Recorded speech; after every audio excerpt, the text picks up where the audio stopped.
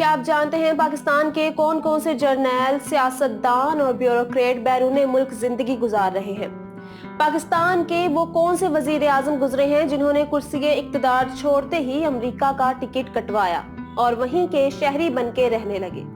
کون سی سیاسی جماعت کے سربراہ نے غیر ملکی شہریت حاصل کرنے کے لیے اپنا جعلی نام درج کروایا اور وہ موصوف آج بھی گوروں کے دیس مزے سے رہ رہے ہیں؟ اور ہاں، ہماری فوج کے کون کون سے جنرلز ملک سے باہر لگژری لائف گزارتے نظر آتے ہیں؟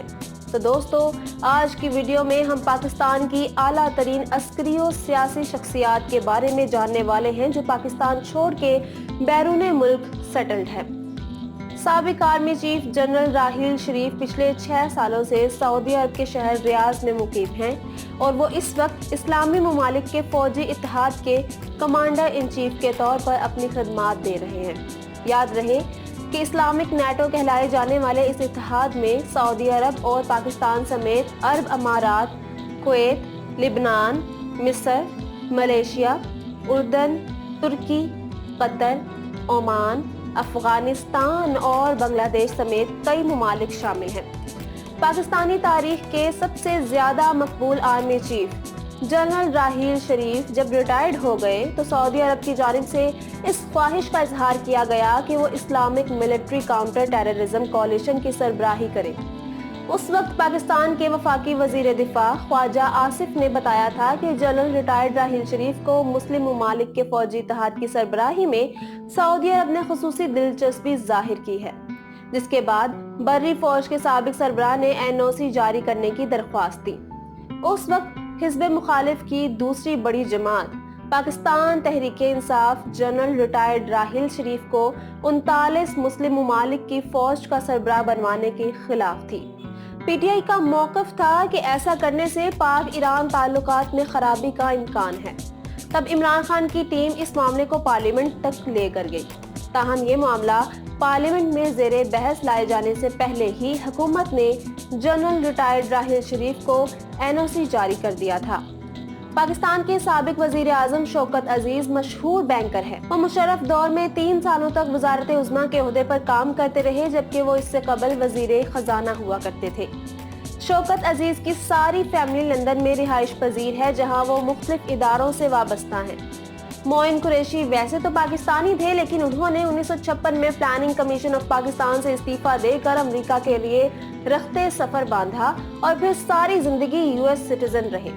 یہاں انہوں نے ورلڈ بینک اور IMF سمیت کئی عالمی اداروں میں اعلیٰ عہدوں پر کام کیا۔ جولائی 1993 میں معین قریشی 90 دن کے لیے نگراں وزیر اعظم بنائے گئے۔ تب ہمارے پریس میں ایسی سرخیاں لگائی جاتی ہیں کہ پاکستان نے امریکہ سے وزیر اعظم امپورٹ کیا ہے۔ اڑن کھٹولے سے پاکستان آنے والے PM معین قریشی نے الیکشن کروائے اور پھر نئی حکومت سازی کے بعد واپس واشنگٹن چلے گئے۔ میں اپنی ایک ویڈیو میں آپ کو معین قریشی کا ایک واقعہ سنا چکی ہوں۔ شیخ رشید بتاتے ہیں کہ جب نگران حکومت بننے والی تھی تو انہوں نے دیکھا کہ ایک پتلی سی شیروانی اور اچکن تیار کروائی گئی۔ شیخ رشید نے سرکاری اہلکاروں سے پوچھا، کیا کوئی لیڈی پرائم منسٹر بننے والی ہے؟ تو جواب ملا، نہیں، معین قریشی نگران وزیر اعظم بنائے جا رہے ہیں۔ معین قریشی بینکر اور بیوروکریٹ تھے اور انہوں نے اپنی ساری زندگی ملک سے باہر گزاری۔ معین قریشی نے لاہور پہنچ کر اپنے والد کی قبر پر فاتحہ پڑھنی تھی۔ کسی بھی سرکاری آفیسر کو جب معین قریشی کے والد کی قبر نہ ملی تو شیخ رشید کی تجویز کے مطابق معین قریشی کے والد کے نام سے قبر کا کتبہ بنوا کر کسی بھی انجان قبر پر نصب کر دیا گیا۔ میانی صاحب قبرستان میں زبردست تیاریاں کی گئیں اور یوں ملک پاکستان کے نگران وزیر اعظم نے اپنے والد کی قبر پر فاتح خوانی کی۔ 6 سالوں تک افواج پاکستان کی کمان سنبھالنے والے جنرل اشفاق پرویز کیانی کے بارے میں کئی متنازع خبروں کا ایک جمعہ بازار ہمارے سوشل میڈیا پر لگا رہتا ہے۔ ایک برطانوی صحافی جیمز ڈی کرکٹن کی جانب سے یہ دعویٰ کرنے کی دیر تھی کہ سابق آرمی چیف اشفاق پرویز کیانی لاکھوں ڈالرز کے سوئس اکاؤنٹ ہولڈر ہیں، تو پاکستان میں فوج مخالف ٹولے نے ان کی جانب اپنی توپوں کے رخ موڑ دیے۔ غیر ملکی صحافی تو یہاں تک دعویٰ کر گئے تھے کہ جنرل اشفاق کیانی نے آسٹریلیا میں اپنا پرائیویٹ آئلینڈ یعنی جزیرہ خرید رکھا ہے اور ان کے بھائی کے اہل و عیال عیاشی والی زندگی جی رہے ہیں۔ डी न्यूज से वाबस्ता सीनियर सहाफी अंसार अब्बासी के मुताबिक जनरल कियानी से मुतालिक तमाम खबरें फैब्रिकेटेड और झूठ के पलंदे के सिवा कुछ नहीं। मैं जाती हैसियत में जनरल कियानी को जानता हूँ। अपनी रिटायरमेंट के बाद साबिक आर्मी चीफ ने रावलपिंडी में अपना घर बनाया जहाँ वो रिहाइश पजीर है। जनरल कियानी की मुल्क से बाहर ना तो कोई प्रॉपर्टी है और ना ही उनकी फॉरेन बैंक अकाउंट है। पाकिस्तान अवामी तहरीक और मनहाजुल कुरान इंटरनेशनल के सरबराह डॉक्टर ताहिरुल कादरी 2002 के जनरल इलेक्शन में MNA बने थे, लेकिन उन्होंने 2004 में परवेज मुशर्रफ के बैक वक्त आर्मी चीफ और सदर पाकिस्तान 2 ओहदे रखने पर एहतजाज करते हुए कौमी असम्बली की नशिस्त से इस्तीफा दे दिया था। उन्होंने सिर्फ असम्बली ही नहीं बल्कि पाकिस्तान भी छोड़ दिया और कनाडा जाकर सेटल्ड हो गए, जहां चंद साल बाद उन्हें वहां की नेशनैलिटी भी मिल गई। सेनेटर परवेज रशीद ने सेनेट की कायमा कमेटी के इजलास में कहा था कि डॉक्टर ताहिरुल कादरी ने अब्दुल शकूर कादरी के नाम से कनाडा की शहरियत हासिल की। ऐसा फ्रॉड करने पर नादरा को ताहिरुल कादरी का कौमी शनाख्ती कार्ड ब्लॉक कर देना चाहिए, जिस पर चेयरमैन नादरा तारिक मलिक का कहना था कि ताहिरुल कादरी ने फ्रॉड पाकिस्तान में नहीं बल्कि कनाडा में किया है और कैनेडियन शहरियत के मामले पर ताहिरुल कादरी के खिलाफ एक्शन नहीं ले सकते। मुहाजिर कौमी मूवमेंट के बानी कायदे तहरीक अल्ताफ हुसैन अब तो पाकिस्तानी सियासत से तकरीबन वॉश आउट हो चुके हैं।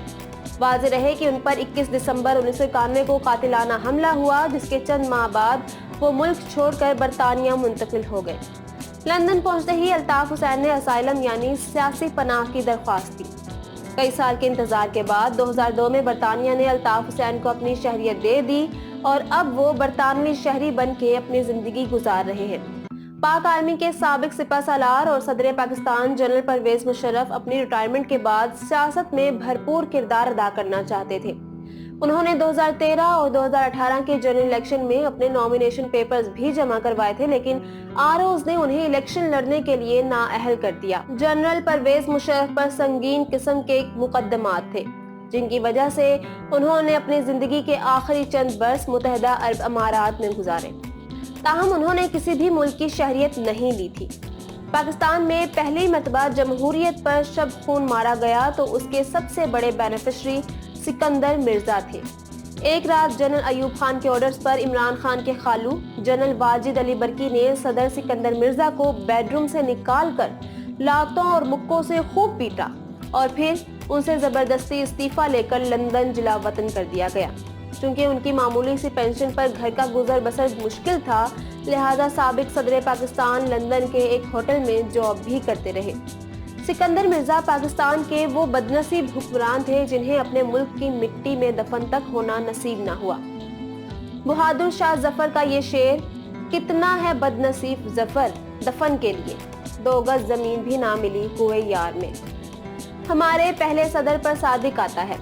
वो 13 नवंबर 1969 को अपनी 70वीं सालगिरह पर लंदन में दिल का दौरा पड़ने से इंतकाल कर गए थे।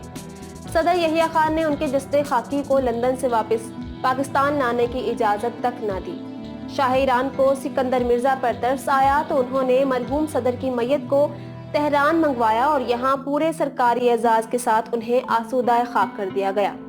पाकिस्तान में सबसे पहले गद्दार करार दिए जाने वाले बंगाली वजीर आजम हुसैन शहीद सोहरावर्दी फील्ड मार्शल अयूब खान के दौरे हुकूमत में एग्जाइल में रहे। मिस्टर सोहरावर्दी अपनी जिलावतनी के दौरान लिबनान के कैपिटल बैरूत के एक होटल में मुर्दा पाए गए। उनकी मौत एक मुअम्मा है और इतने बरस गुजर जाने के बाद भी उनके कातिलों का कोई अता पता नहीं। हुसैन शहीद सोहरावर्दी को कराची में मज़ार कायद के हाथे में दफन होने से रोका गया तो फिर उन्हें बांग्लादेश के शहर ढाका में सुपुर्दे खाक किया गया।